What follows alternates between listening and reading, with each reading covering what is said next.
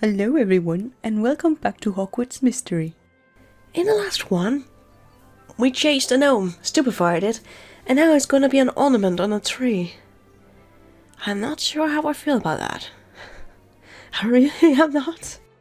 Anywho, that's, we probably have to be magical mechanics, because the car has stalled, I think.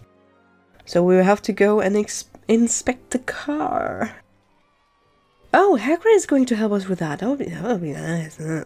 Hagrid, can you help? Ooh, that would be very appreciated. That would be very, very appreciated. So let's see here. I brought Hagrid with me. I thought he might be able to help us. Oh yeah, because he has a flying motorcycle. Yeah! That was good thinking, Bright. For once you actually think about things. That's good. What's the matter? They told me you had an emergency. The Muggle car my dad enchanted to fly is broken.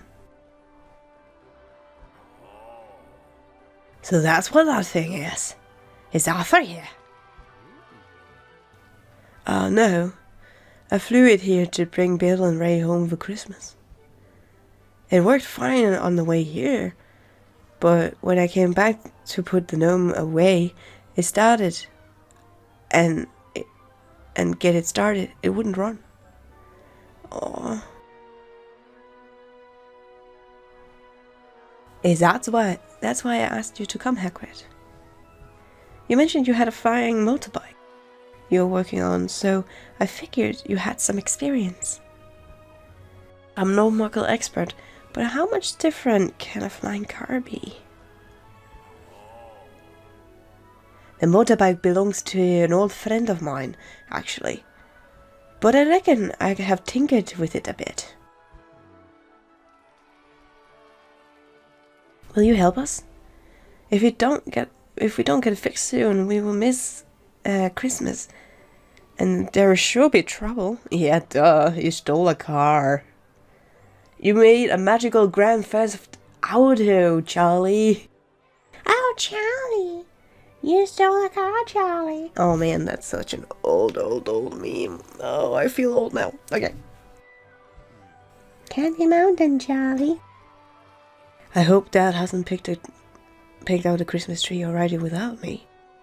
Oh, so I can't remember, is Bill the oldest or is Percy the oldest? Oh yeah, I forgot Percy is also, like, is he older or younger? I can't remember. I think he's the oldest. As far as I remember, I can't remember. But we also have Percy. Man, Weasley's has a lot of children. It's not easy to keep track of them all, these. But on the other hand, you don't hear much about Percy compared to Bill and Charlie. You even hear more about Charlie now and then than you hear about Percy. I'll be happy to help. Have you any idea what's wrong with it? All I know is that I tried to start it. It made a sound like an ill Ukrainian iron belly. Which is a dragon, I remember, as far as I remember, especially when it's Charlie saying it. It's a dragon. But of course, Hagrid will know such things because he's a creature person. So that's fine. Better take a look at it to see what we can find. Yeah, that sounds like a swell idea. Sounds like a really good idea. Let's see here. There was the 8-hour one. There it was. I knew it would come at some point. So I'm guessing the next longest would probably be a 6-hour. We're probably in for at least a 6-hour. We have to have a battle, because we have that in every event. We have one 8-hour one, maybe another, don't know. But it's more likely there's only one 8-hour one, and then one 6-hour one, and then the rest of them is 3-hour. And then there has to be a battle as well. There has to be. Probably against Metalreita. I don't know. Anyway, let's start fixing the car. So let's see here. Look over. How do muggles make sense of all these things? Because they are not helped by magic, Charlie. But there's another thing about this. I am so fascinated that in the magical world, muggle items are like this weird kinda unknowing area. Like, it's more a mystical area to those in magic, like for a muggle, magic is to them, so it's kind of like a sweet little balance there, I would say. I know plenty about broken curses, but broken cars, not so much. You think the car might have been deliberately sabotaged, Hagrid? Oh no. Why did my head just go instantly to Merola? Did you want to come with us anyway? I don't know. Let's see here. I think I will stick to flying proof instead of cars after this. Sounds like a really good idea, Charlie. Really good idea. I have no idea what I'm looking at. No, neither do I. I'm looking at Hagrid, but not the car. It could be interesting to see the inside of the car and then move it around like it's more interactive in that way, but that's not how this game is. So maybe we have to use a spell. Maybe. Let's see here. Alice put a lot of work into modifying this car. Well, that's good to know. Hagrid, do you think someone might have broken the car? It kind of indicates now that someone did something to this car. And the only other person we've been talking to in all of this has been Marula. But I don't think she would do that. I don't. Like, she's mean and all that, but I don't think she would do that. Let's see, reassure. Please tell me I didn't break that car. Yeah, that would be the biggest worry, wouldn't it?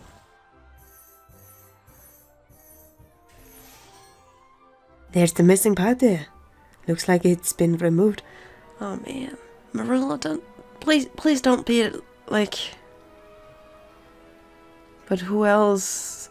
Well, there's the other Slytherin kids that I don't really have the name of yet. Barnaby wouldn't do that. He's not the brightest of bright, but he's cute. Let's see here. Perhaps I should get Arthur to take a look on the motorbike instead. Ah, so the cooperative working. That sounds like a good offer. Oh, we're starting to circle with the car. Okay. Are we already circling? Really? We are.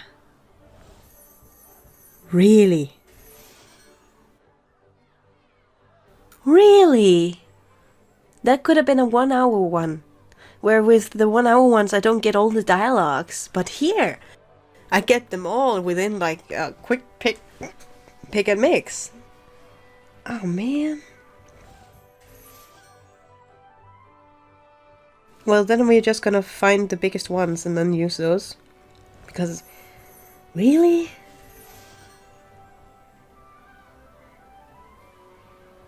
Yeah, it's definitely just already done. And that actually makes me a bit sad. Because I hope for a little more conversation about the car itself. Because it's a magical object. And then there might have been... Like, it's become a magical object. And it could have been interesting to know more about how Arthur made it magical. If you guys know what I mean. So that's where I am at, basically. So no. Then she is the biggest one. And this is the biggest one now. This is the biggest one. And then we have to worry a bit. I'm so glad I collected all those energy pointers. Because an aider usually eats a lot of the energy points. So let's see. Oh, that doesn't matter then. And then we have a 4 here. And a 4 here. And a 5. That should be it. Right? No, it wasn't. Okay. Then 3 should be more than enough. No? Really? Well, then we're taking a 2. Because that should be enough. It is. Good. Because when it's the 8-hour ones, you can't really judge how far in the gorge you are. Which is kind of interesting. But yeah. I'm so sad, like, when I reached the second star, all the dialogues were basically already done. That makes me a bit sad. So let's see here. I found your problem. There's a part missing. And there's no way that it could just have fallen out? Like when Charlie landed the car? As far as I can tell, no. Someone had to remove it. So someone broke the flying car? But who and why? More importantly, can we fix it, Hagrid? It's almost Christmas Eve. Ray's right. I bet Mom's already started baking. Aw. I will see what I can do. But I don't think it's likely without the part. Aww. I really like Hagrid's design in this game. He looks so stern, but you know he's such a big cuddly fluffy guy. So we're probably gonna battle Metalreita for the part or something. I have no idea. Yeah, I had a feeling it would be Metalreita because we weren't introduced to other characters in this event either, so it kind of leaves only out one. You don't get the chance of going, who could it be? You kind of get the indication. Ray, is that Metalreita I see over there in the distance?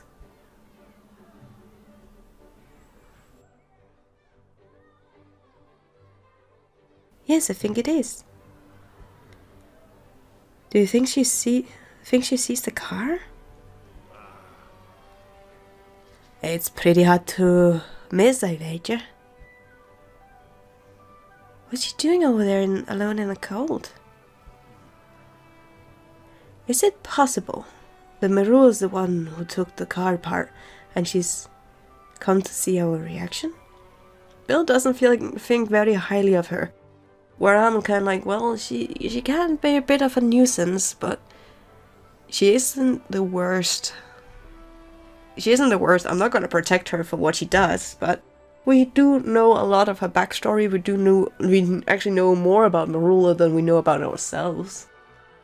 Actually, example-wise, we don't know where our dad is. We know our mom just packs off and goes to America each year because she doesn't care about a kid. Our brother's gone, and who knows where he is? Like, we know more about Metalreita.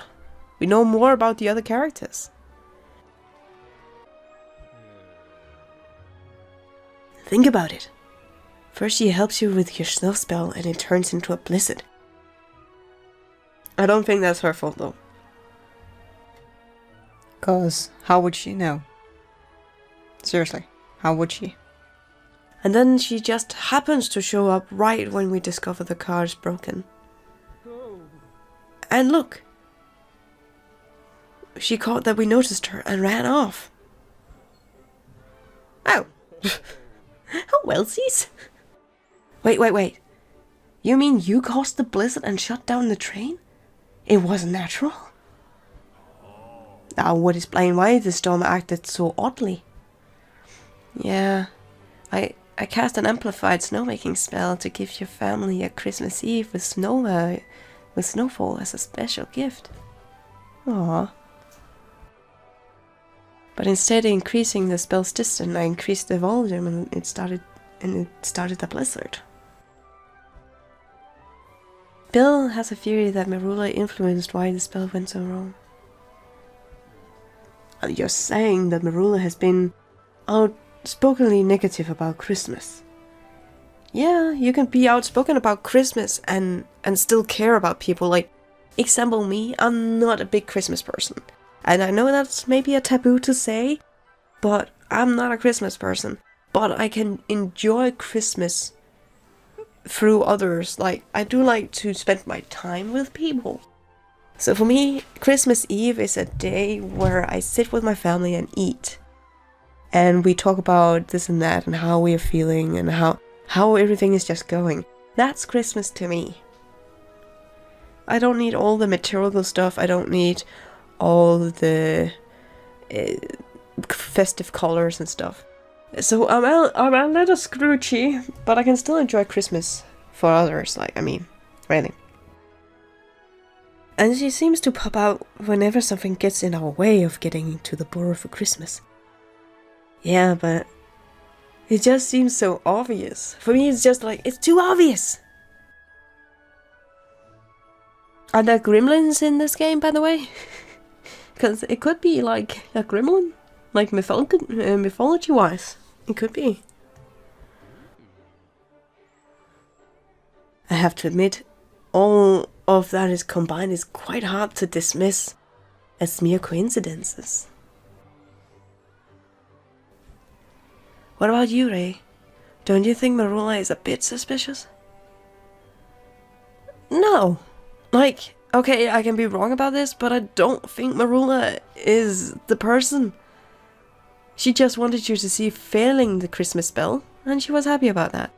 And I think the reason why she comes towards us is because she doesn't want to be alone. That is where my head is. I don't think it's Marula, but she's the only other character that we have met in this story thus far. I will still go with Marula is innocent. Not that she's my favorite character, but that's just how I'm reading her body language and her persistence at the moment. No, in fact, I don't suspect Marula at all. She has her moments. But she wouldn't try and ruin our Christmas. She technically just wanna be alone, like usually. Even though she shouldn't be alone because it's not good to be alone like that. I don't see why Marula would do something like that either. Oh, Hagrid. Like, I think Marula is one of those villains, quote-unquote villains, that deep down is just a cuddly, wuddly little girl that just needs a hug. And she's acting out because of all the things that happened to her. It's very common because her parents are in Azkaban and she doesn't really have anyone at home, and it must be hard for her as a kid. I mean, when they started here, they were like, what, 8 years old? And she didn't have her parents at that time. Like, that's a developmentally years. And now I'm going all teacher mode and how development and healthy development goes. And, you know, so that's where I read her body language and the way she reacts. Because Bill and Charlie does not know that. Because they don't pester her all the time. It's not like we have any other leads on who took the part. But would it really hurt to investigate Marula? No, but I still wouldn't say... I wouldn't say it was her. And if it was her, I'm gonna kick myself. But I believe she's deep down good and wouldn't really do that. I don't think so, at least. Alright, I will do it. But only because you believe so strongly about it.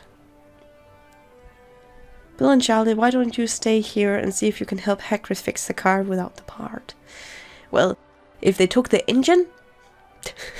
it's quite a vital part, isn't it? I'll find Marula and talk to her and set things straight.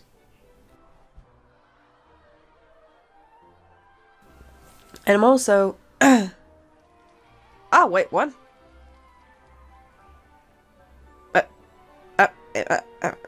Dumbledore? I guess we have an appointment with Dumbledore in the next one. Let's see here. I'm in the corridor now. Perhaps I can be of assistance. I thought we had to find Marula. That confused me a bit. Oh well, I guess we're going and talk to Dumbledore in the next one. And until next time, guys, take care and have a fantastic day.